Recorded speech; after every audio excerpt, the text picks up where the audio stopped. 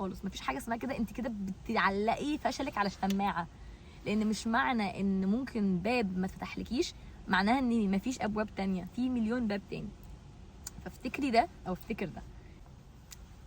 الناس اللي لسه متخرجه post graduate students او الناس الاندر جرادز اللي هم خلاص اتخرجوا، انا حاولت اجيبها لكم بكل الطرق يعني ان هي تتقال.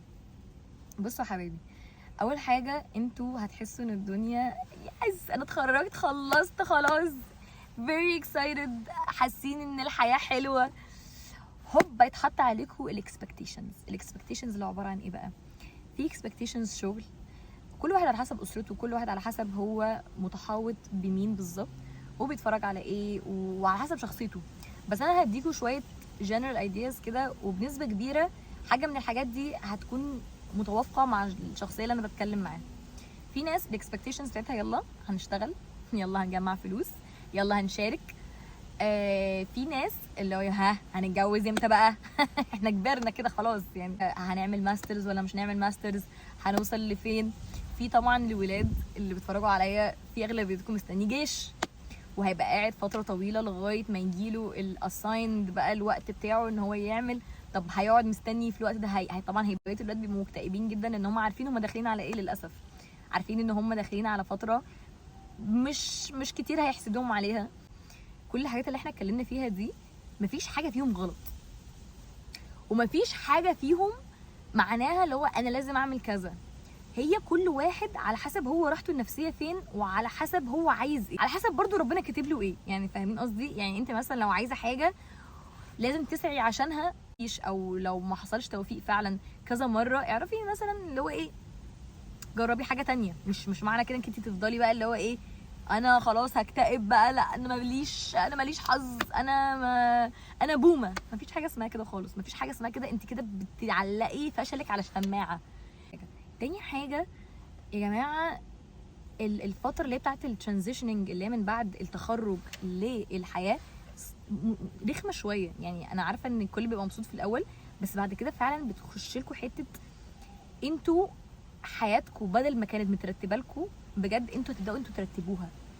انتوا فاهمين قصدي؟ انتوا اللي هتملوا يومكم بالحاجات اللي انتوا عايزينها، بدل ما كان مترتب لكم يومكم يلا في سيكشن الفلاني، في لكتشر من ميعاد كذا لكذا، في محاضرات، في تمارين، في كذا، في زياره يوم الجمعه مع في كده كان في ترتيبات. في مثلا كنتي متعوده بعد ما تخلصي السيكشن ده هتطلعي الكافتيريا هتلاقي الشله بتاعتك، فانت خلاص انت كان في روتين معين في حياتك، وقبل الروتين ده كان في روتين قبليه اللي هي الثانويه، وقبل الروتين الثانويه كان في روتين الاعدادي، وهكذا.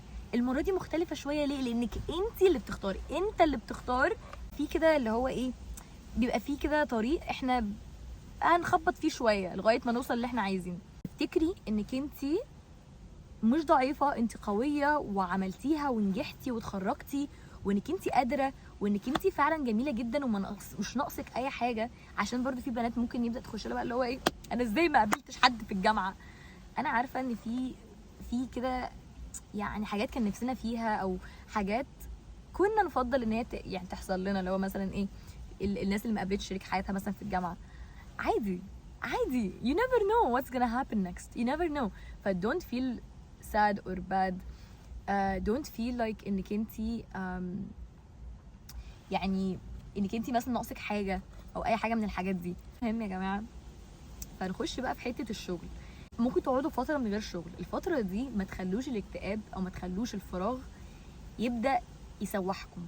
حاولوا اتمشوا كل يوم مع نفسكم نص ساعه، حاولوا دوروا على حاجه خير تعملوها، حاولوا ابعتوا لاصحابكم. اصحاب الجامعه يا جماعه انتوا مش هتفضلوا، يعني انتوا لو كنتوا يعني ناس كده قد كده مثلا في الهاي سكول او في الثانويه، بعد كده في الجامعه بقوا كده، بعد الجامعه بيبقوا كده.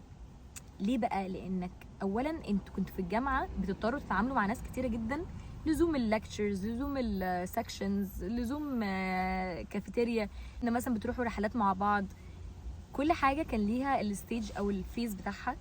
انا اتخرجت اهو من سنتين حقيقي، يعني انا صحاب الجامعه بالظبط اللي متواصله معاهم لحد دلوقتي 4 أو 5 بالكتير. قد ايه كان عندي اكتر من 150 شخص اعرفه، وكنا بجد يا جماعه انا كنت اعرفهم كلهم شخصيا بجد. عندكم اللي هو ايه بتسلموا عليهم دايما كده وعارفين بعض على السوشيال ميديا، بس في الحقيقه مش قريبين قوي.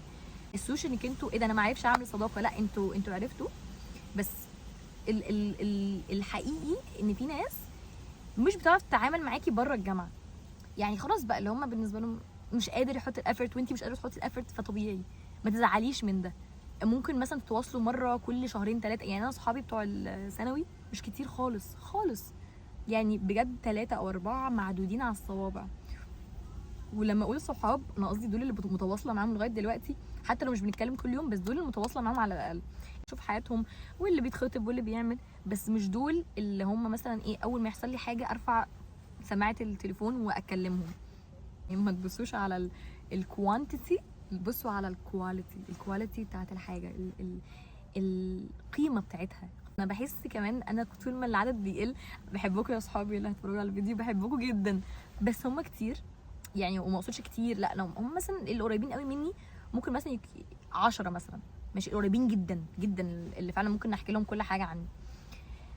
وفي غيرهم وغيرهم برضو، او كل واحد ليفلات كده كده.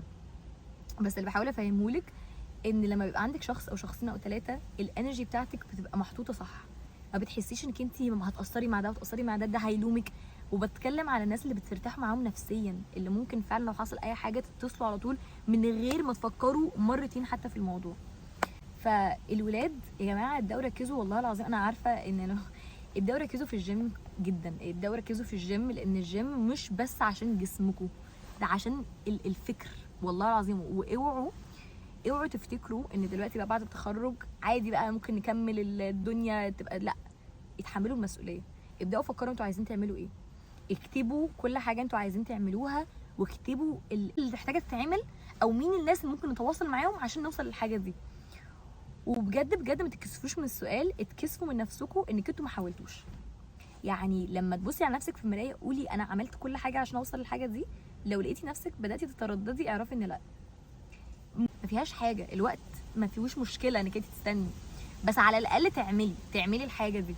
مش لاقيه شغل ومش عارفه ايه، دوري في كل حته. اي شخص تعرفيه مثلا اكتبي بوست اللي هو ما حدش يا جماعه عنده فكره في مثلا اي بوزيشنز. انا قعدت فتره ما بشتغلش وعادي، ودي حاجه مش غلط يعني. اوقات برضو بيبقى الواحد محتاج يفصل، يعني افصلوا شويه برضو، استغلوا الوقت ده، عالجوا نفسكم نفسيا. كلنا كده كده مرضى نفسيين بامانه، وكلنا عندنا بلاوين اللي بنحاول نحسن من نفسنا فيها. فاستخدموا الوقت ده انك انتوا تشتغلوا على نفسكم. ايه ما بتعرفوش تقروا، اقروا كتير. ايه ما عندكمش لغه، يلا نموا مهاراتكم في اللغه. انتوا عارفين طبعا كلكم دلوقتي ان الانجليش هو ده الاساسي. يعني اي شغلانه بسم الله الرحمن الرحيم عندك انجليش يا حبيبتي يلا. يعني اكتبي ايميلات. انتوا عارفين ان انا اقسم بالله وانا في ثانوي كنت منزله برنامج على اللابتوب عشان اسرع التايبنج بتاعي. فكان مثلا يبقى حروف كده وافضل اكتب، قعدت اتمرن عليه كل يوم اقسم بالله نص ساعه لمده مثلا شهر او حاجه. اللي دلوقتي انا ممكن اكتب كده والله العظيم اللي هو على الكمبيوتر. ساعدني جدا من رغم ان ما كانتش حاجه تفيد حد تاني، بس ساعدتني انا. في فتره برضو هبت عليا انا عايزه اكتب خط حلو، قعدت اتمرن. عايزه ارسم، خشي جيبي سكتشات ان شاء الله، حتى لو بصي معكيش الوان يلا جيبي قهوه اي حاجه، اتفنني يا جماعه. انا الوقت اللي انا بحطه، انتوا كلكم اغلبيتكم عارفيني، في وقت بحطه في السكين كير، في وقت بحطه في الميك اب توتوريال. انا الوقت ده بفكر فيه، انا اصلا مش ببقى مركزه في الفيديو، انا الوقت ده بسرح. وعشان كده في كتير اللي هو انت عينيكي فيها حزن، او ممكن افتكر حاجات، ممكن افكر في حاجات، ممكن ابدا ارتب في والله بجد يعني. فعشان كده حتى بقول لكم خلوا عندكم روتين، الروتين ده هيظبطكم زي ما بيقولوا كده، it will discipline you. فاللي هو ايه، هيهذبكم من الاخر يعني. فالولاد قبل ما يخشوا جيش حاولوا والله بجد اعملوا. انا عارفه ان في ناس كتير قوي فيكم هيقولوا الفورمه هتروح، انا 2 3 هيروحوا من عمري. ما تاخدهاش بالطريقه دي. يعني انا اعرف ناس كتيره والله العظيم عملوا كونكشنز رهيبه في الجيش، وعملوا ميموريز من الرغم ان كان في بلاوي كتير، بس كانوا عملوا ذكريات. خدها كانها مثلا ايه، رحله لمده 2 والله العظيم، رحله انت مجبر عليها. رحله يا سيدي، هي دي الرحله اللي من خلالها انت هتروح مكان تاني. بص انا بقول لك اهو، اضحك على نفسك، حتى لو من رغم ان هي مش كده، اضحك على نفسك. حاول تطلع احسن حاجه من الرحله دي. يعني بامانه دي اسهل طريقه انك انتوا تعملوا الحاجه وانتوا مش عايزين تعملوها. اقنعوا نفسكم بحاجه تانية. يعني انا مثلا هقول لكم على حاجه، انا مثلا